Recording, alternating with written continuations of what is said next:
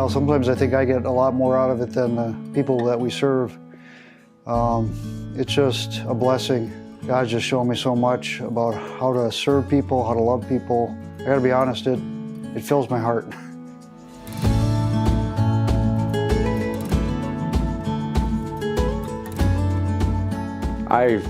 When I first met Paul at the sober house that I live at, he started talking about going on these outside adventures to Colorado and other trips that they had planned, walking through the parks around here and going on camping trips at Afton. Coming where I came from, out of addiction and, you know, a lifelong of running the streets, you know, doing stuff like that was not anything that I thought I would ever be doing. In the past, up to this point, we focused mainly on folks in recovery, and we offer these trips because a lot of times they don't have the means to do something like this, so it gives them an opportunity to go out.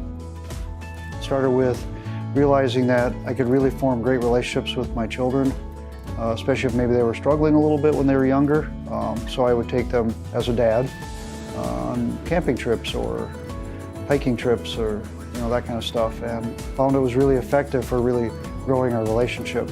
That kind of evolved into when one of my sons was having a problem with addiction. He was really struggling, and it was hard for me, and we would go on some of these adventures.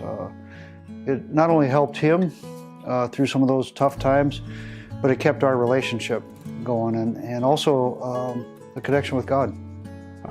When we went to Colorado, you see the beauty of the mountains, and it totally cleared my mind and got my mind back on track. When you get away from, especially an urban area or even suburban area, there's so much chaos, so much busyness. You kind of get stuck in that cycle of just always doing something. And you get out in the wilderness, and all of a sudden it's not there. You leave all that behind. Being out in the woods kind of just clears your mind for you.